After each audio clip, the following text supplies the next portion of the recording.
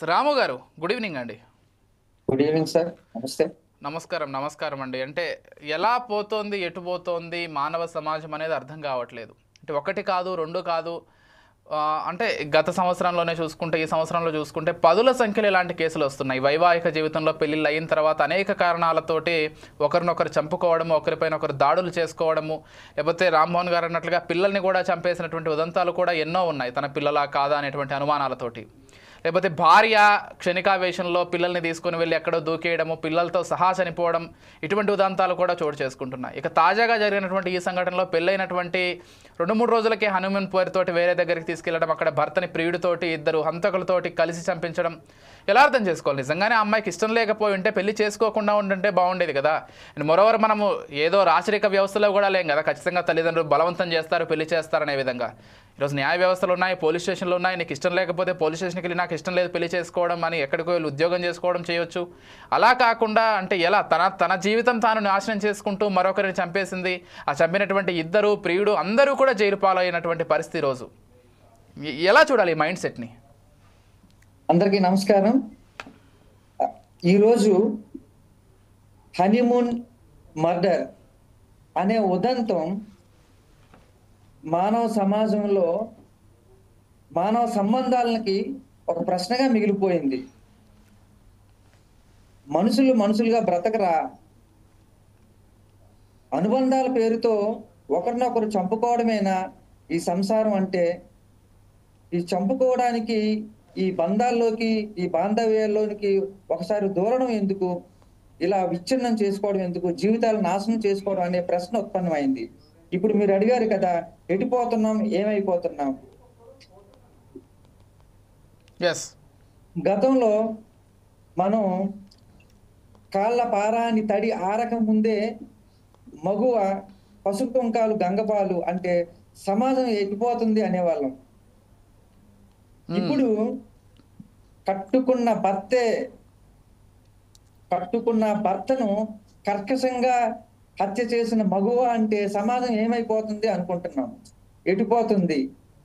ఇప్పుడు ఈరోజు honeymoon murder అనేది చాలా దారుణమైన, హేయమైన, మెర్సిలెస్ మర్డర్. ఇది ప్రపంచవ్యాప్తంగా ఇది ఇప్పుడు ఉన్న మీడియా దీనివల్ల ఇది ప్రపంచ దేశాలు అందరికీ వ్యాపించింది. ఇది ఒక న్యూస్ కింద. అయితే ప్రతి ఒక్కరూ భయపడే పరిస్థితి వస్తుంది. ఒక భర్త భార్యను చేసుకోవడం కానీ, ఒక భార్య భర్తను చేసుకోవడం కానీ, ఏంటి పెళ్ళైన వారం రోజులకే, ఈ 10 రోజులకే ఇలాంటి హత్యలేంటి? మనిషి మీద మనిషికి నమ్మకం లేకుండా బాంధవ్యాల్లోకి దూరి ఇటువంటి కిరాతక చర్యలకు పాల్పడడం అనేది ఇప్పుడు సమస్యగా మారింది. ఇప్పుడు నేను ఒకటి స్పష్టంగా చెప్పదలుచుకున్నాను. మీకు ఎర్నెస్ట్ హెమింగ్వే అంటారు,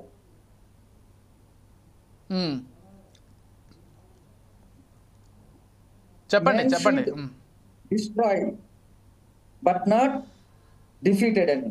అంటే ఇప్పుడు ఒక భర్త చేతిలో భార్య గాని, భార్య చేతిలో భర్త గాని చనిపోవడానికి సిద్ధంగా ఉంటున్నారా, లేకపోతే నాశనం అయిపోవడానికి సిద్ధంగా ఉంటున్నారా అనేది పక్కన పెడితే ఎవ్వరూ కూడా ఓటమికి ఒప్పుకోవట్లేదు, సర్దుబాటుకు ఒప్పుకోవట్లేదు. ఏదైతే వాళ్ళు తీసుకున్న స్టాండ్ మీద నిలబడుతూ జీవితాలను నాశనం చేసుకుంటున్నారు. ఇప్పుడు ఈ రోజు మనం చూస్తున్న ఈ సంఘటనకి ఇది కరెక్ట్ గా సరిపోతుంది.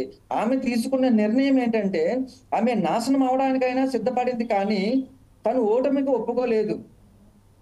తను ఓటమికి ఒప్పుకోకుండా నాశనం అవడానికైనా సిద్ధమై తనకు ఇష్టం లేని భర్తని చంపింది. తనకు అవసరమైన ప్రియుడికి చెంత చేరాలనుకుంది. ఇక్కడ మనం 2 కోణాలను అర్థం చేసుకోవాల్సిన అవసరం ఉంది. అయితే నేను పర్టికులర్ గా ఈ ఉదంతం కోసం నేను మాట్లాడుతున్నా. ఫస్ట్ ఆఫ్ ఆల్, ఇప్పుడు మానవ సంబంధాలన్నీ ఆర్థిక సంబంధాలే అని కార్ల్ మార్క్స్ గారు అంటారు. నేను కూడా అదే నమ్ముతాను. ఒక మనిషి తాలూకా ప్రవర్తన డబ్బు విషయంలో ఎలా ఉంటుందో అదే ఆ మనిషి తాలూకా క్యారెక్టర్. అదేవిధంగా ఒక మనిషి తాలూకా ప్రవర్తన ప్రేమ లేదా సెక్స్ విషయంలో ఏ రకంగా ఉంటుంది అనేది ప్రణయ స్వేచ్ఛ. ఇప్పుడు ఇక్కడ ఈ 2 విషయాలు ఇక్కడ మనం ఈ కేసులో తీసుకుంటే ఈ 2 కోణాలు ఇందులో దాగున్నాయి. ప్రపంచానికి మనకు కల్పిస్తున్న ఒకే ఒక కోణం ఏంటంటే, ఈమె తన ప్రియుడి కోసం భర్తను చంపింది అనే కోణమే ఒకటి కనిపిస్తుంది తప్ప, ఇక్కడ ఆ భర్త కూడా తనని ఆ అమ్మాయిని చాలా ఇష్టపడి పెళ్లి చేసుకొని తన జీవితాంతం సుఖ సంతోషాలతో జీవించాలనుకొని ఆ ఆ అమ్మాయిని పెళ్లి చేసుకోవడం జరిగింది. అయితే ఈ భర్త అనే వ్యక్తి చాలా కోటీశ్వరుడు, బిజినెస్ మ్యాన్. ఇక్కడ భర్తని చంపేస్తే తన ప్రియుడు దొరుకుతాడు. రెండోది, అతనికి సంబంధించిన ఆస్తికి ఏమే వారసురాలు అవుతుందన్న ఆర్థిక సంబంధాలు కూడా ఇందులో, ఈ ఆర్థిక కోణంలో కూడా మనం ఆలోచించాల్సిన అవసరం ఉంది. ఓకే. ఒకటి సామాజిక కోణం, రెండు మానసిక కోణం. మానసిక కోణంలో ఆ భార్య తాలూకా ప్రణయ స్వేచ్ఛ, ఈ సామాజిక కోణంలో చూసుకుంటే ఆర్థిక సంబంధాలు, ఈ రెండు ఇందులో ఇన్వాల్వ్ అయ్యాయి అనేది నా ఉద్దేశం. ఇప్పుడు ఏదేమైనా కూడా ఇక్కడ ఆ భార్యకి తెలియని విషయం ఏంటంటే, తను ఇటువంటి ఈ క్రిమినల్ చర్యలకు పాల్పడితే దొరికిపోతే తన పరిస్థితి ఏంటి. ఇప్పుడు తన లక్ష్యాలు, తనకంటూ 2 లక్ష్యాలు ఉన్నాయి. ఆర్థికంగా బలపడాలి, తనకు నచ్చిన ప్రియుడితో సంసారం చేసుకోవాలి, హ్యాపీగా ఉండాలనుకుంది. కానీ అతి తక్కువ టైంలో ఏదేమైనా జరిగినా కూడా, అంటే ఇక్కడ నేనేమంటున్నానంటే ఇన్నోసెన్స్. ఆ ఆ హత్యకు పాల్పడిన ఆ భార్య ఇన్నోసెన్స్. ఇక్కడ ఈ క్రిమినాలిటీని యాక్సెస్ చేయకపోవడం, తను కరెక్ట్ గా అంచనా వేయలేకపోవడంతో ఆమె ఇలా దొరికిపోయింది. అంటే నేను దొరికిపోవడం ఆమె తప్పుడుగా నేను చెప్పట్లేదు, దొరికిపోవడం అనేది ఆమె అసహాయతగా నేను చెప్పట్లేదు, దొరకపోతే బాగుంటుందని నేను చెప్పట్లేదు. ఇలా చాలా జరుగుతూ ఉన్నాయి. అంటే ఎవరికి కూడా చట్టాలన్నా, సమాజం అన్నా, న్యాయస్థానాలన్నా, పోలీస్ వ్యవస్థ అన్నా భయం లేకుండా పోవడం. ఏముంది, మనం ఎవరికి దొరకకుండా ఉంటాం, చక్కగా బతుకుతాం, నా జీవితం నా ఇష్టం, నాకు నచ్చినట్టుగా నేను బతుకుతాను, ఇవన్నీ బంధాలు అవన్నీ నాకు ఎందుకు అన్న ఒకే ఒక లక్ష్యంతో ఇటువంటి దురాగతాలకు పాల్గొడుతున్నారు. అయితే ఇక్కడ మనం ఇంకో కోణంలో కూడా ఆలోచించాలి. ఈ భార్యకి ఇష్టం లేని పెళ్లిని ఆ తల్లి కట్టబెట్టింది.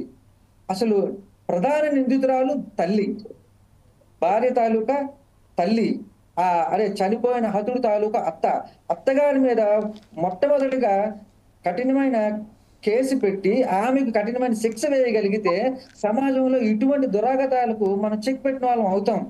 ఇప్పుడు భారతదేశంలోనే కాదు, ప్రపంచవ్యాప్తంగా ఎక్కడైనా కూడా ఇష్టం లేని పెళ్లిళ్ళు చేయడం, చేసిన తర్వాత వాళ్ళే సర్దుకుపోతారులే అని చెప్పేసి ఇటువంటి దురాగతకాలకి వాళ్ళు అవకాశం ఏర్పరచడం, ఇదంతా చాలా తప్పు. కాబట్టి నేనేమంటానంటే ఫ్రీ విల్ తో జరగాలి. సంసారం, దాంపత్యం, పెళ్లి అనేది ఇరు మనసులకు సంబంధించిన వ్యవహారం. ఇది అందులో ఈ ప్రేమ ఉండాలి, సెక్స్ ఉండాలి. ఈ రెండు లేకుండా దాంపత్యం కొనసాగదు.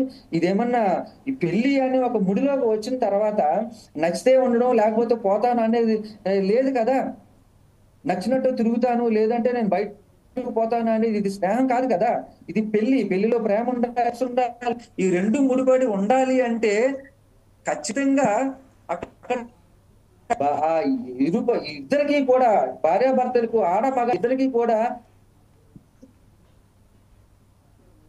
ఖచ్చితత్వంతో కూడిన రిలేషన్ తో కూడిన వివాహ వ్యవస్థ అనేది రావాలి, లేకపోతే ఇలాగే ఉంటుంది. ఓకే రామ్ గారు, ఒకసారి దేవదానం గారితో మాట్లాడి మళ్ళీ కంటిన్యూ చేద్దాం, మీ దగ్గరకు వస్తాం.